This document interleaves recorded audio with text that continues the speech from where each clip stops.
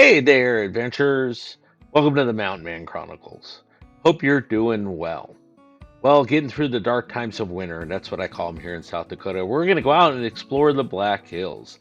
Taylor had reached out to us and said, "Hey, do you want to go out and explore some historic mines and see some towers?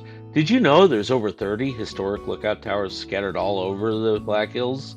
And not to mention the countless many different mines that you can go see. The Black Hills are more than just those pretty faces that people out to explore. There's a lot of history, a lot of nature, a lot of different places to go. In today's video, we're going to see a mine. We're going to see a couple of the towers. Unfortunately, we weren't able to get out and get the great spectacular views that are here because due to the fog and the weather.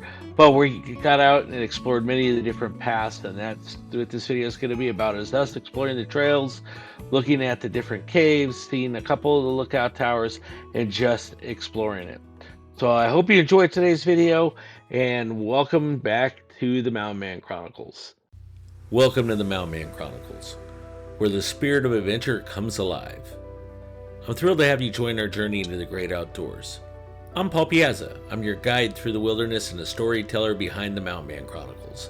I hope you share in our love and appreciation of what this great world has to offer. Here we live in three simple principles: live, learn, and explore. Live, immerse yourself in the thrill of the moment, whether it be overlanding, exploring unique ghost towns, or simply enjoying the serenity of nature. We believe in living life to its fullest. Learn, cultivate that childlike curiosity. Every adventure is an opportunity to learn and discover something new. From overlanding trips to mastering trail navigation, we're a constant journey of learning and growing. Explore. Be comfortable with the uncomfortable. Venture into the unknown. Our chronicles are a testament to the places we've been and the stories waiting to be untold. Join us as we explore the hidden trails, the pristine lakes, and the mysterious places this great nation has to offer. And of course, what adventure would be successful without proper planning and the right gear? We'll be showcasing some of the tools of the trade along our journeys. I truly hope you enjoy our chronicles and the journey that my wife and I travel through during our overlanding adventures. Thanks for watching. As I mentioned earlier in the video, we're setting out to go explore the Black Hills. We're going to meet up with Taylor, Todd, and Tim, the three T's, if you will. The good thing about going out on adventures with old friends, as I have with these three, where we've explored other videos that you'll see up here in the right-hand corner, been to Moab, been to Devil's Tower, a lot of backcountry exploring. The anticipation of just seeing old friends after being out in the winter and really getting together. And once you see them, you fit right back in your spot and you know you're with family. The plan for the weekend was to explore a couple different lookouts, stay at Castle Peak Campground, and go explore. To start our journey, though, the first night we were all just going to head into Castle Peak, get camp set up for one night, kind of set up a base camp, and then set up our next journey from there. The weather, as you can tell, was a little bit foggy. We expected some snow, so we wanted to get in there. Getting in there, we decided to take a route that was a little tougher, but still fun.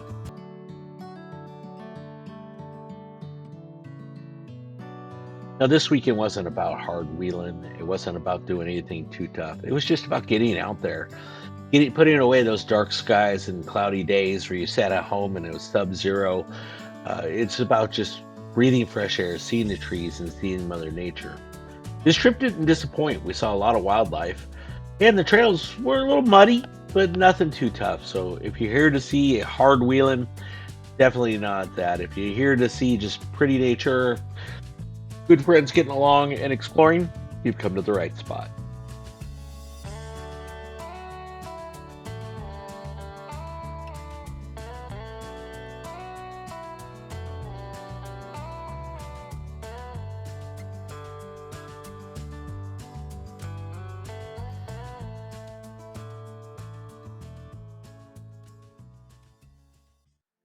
Castle Peak was an awesome little camp spot.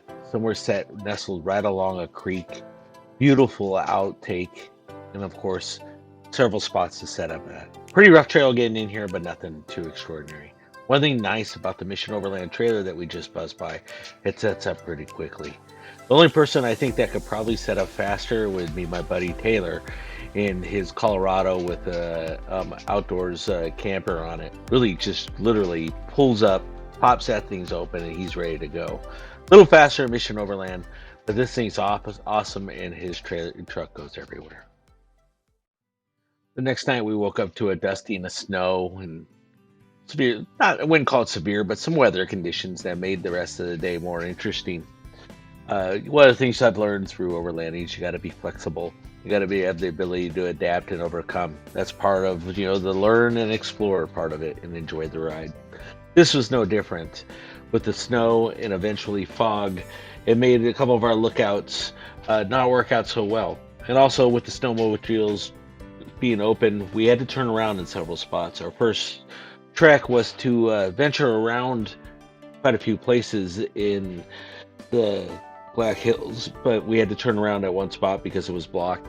That led us to our next discovery, which is our first mine, was the silicone mine, which was pretty cool because we got to walk through it, check it out, and explore it.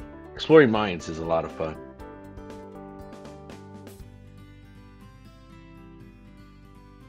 We soon found ourselves at our next stop, which was a bunch of silicone mines. Really cool to go out and explore. I hope you enjoy this.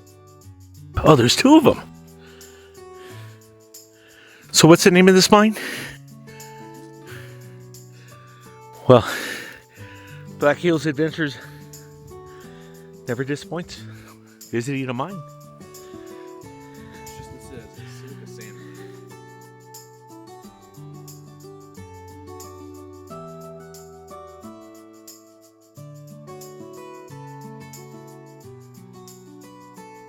How far deep does it go?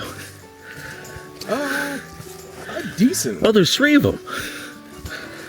Yeah, you can go on. Well, I can tell you, they all intersect in the back a ways. I didn't bring a flashlight. Cell phones? I don't have my cell phone. I didn't think about bringing a flashlight. Shit. You can use muzzle flash, but it's kind of hard to see when you run out of time. Yeah. Oh, yeah. Well, we know which way. You have fun. Hope we have fun. Yeah, they go in here a decent ways, to be honest. You have power on your cell phone, honey?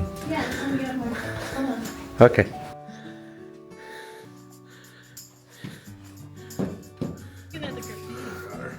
Come on, All right.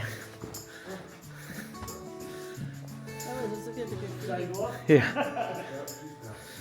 She wasn't too keen on the last one. Still in the sand, huh?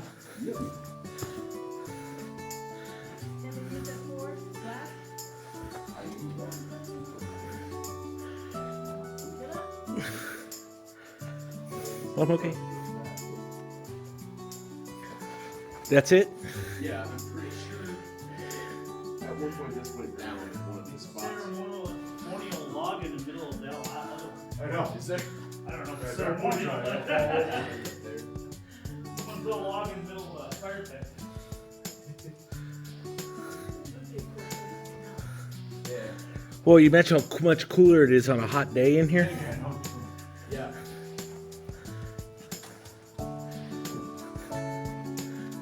You okay, honey?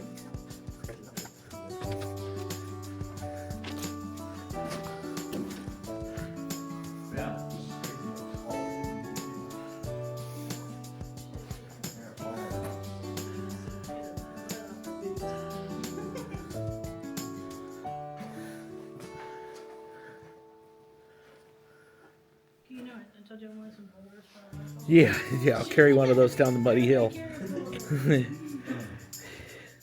to mine one time and found an old mining thing. Oh, really? Yeah. Solid iron. Thing probably weighed like 70 pounds. I had to carry up a hill. Needless to say, I was much younger then. Most beautiful outdoor things we've ever had. Oh, that's cool. It looks like they collapsed a lot of the tunnels, huh? Yep. Yeah, like that back one back there, I'm pretty sure it used to go way deeper. But yeah, they just stopped people from going deep down. Oh, I'm sure they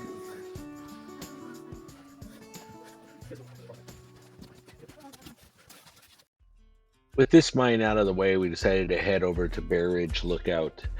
We were going to get some epic views up there, but as you could tell by the drive here in the video, the fog had other things in its mind. But the tower at Bear Ridge didn't disappoint.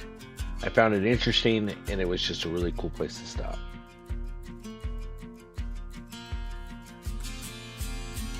A little history on the Bear Ridge Fire Lookout. It's located on the third highest peak in the Black Hills.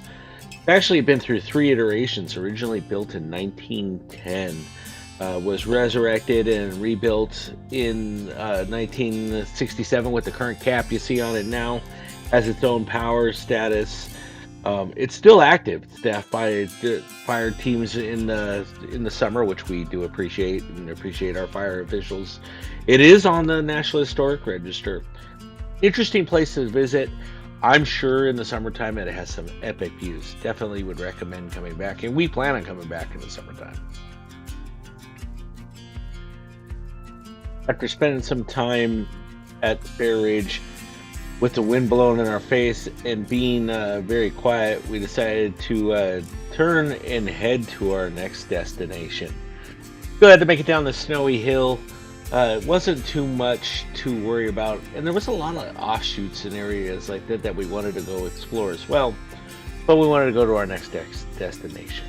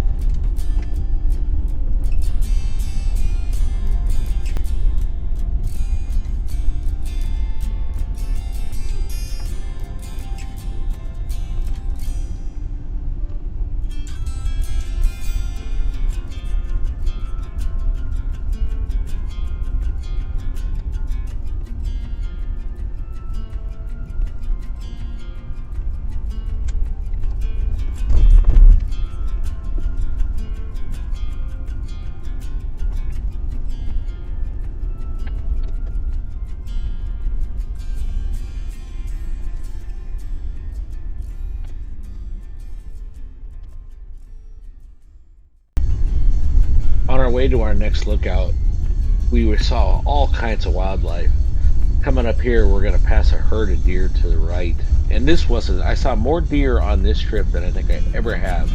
We were seeing herds of deer all over the place. And you'll see here. Oh, Jesus Christ.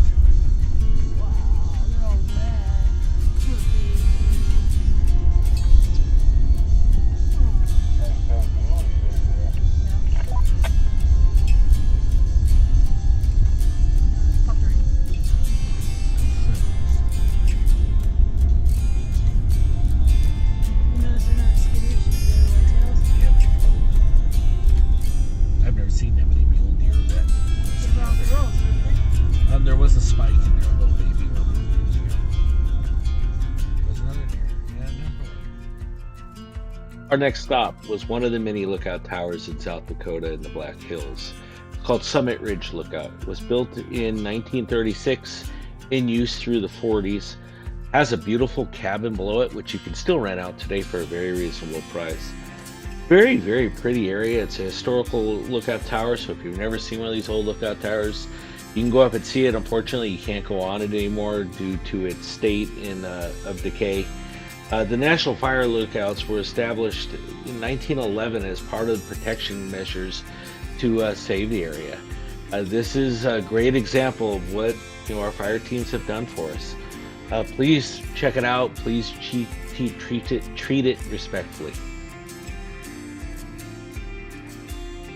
After our last stop, it was time to break off, and now there was just two. It was Raylene and I and Taylor heading back to camp where we were going to camp for the night and leave the next day. The trail into camp was a little bit rough, but you go along a stream into some wilderness area. It's a pretty steep downhill. Taylor last time did a control slide when he came up here in his loan right after the last storm. And like I said, it's a tough to get to spot, but it is a beautiful little campground and a nice place to stay.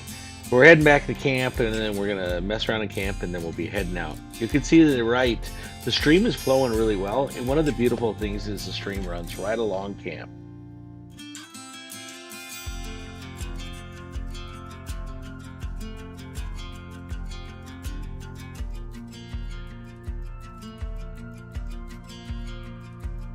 One of the things about any adventure with friends is you can go, you can relax. There's never any pressure with our group.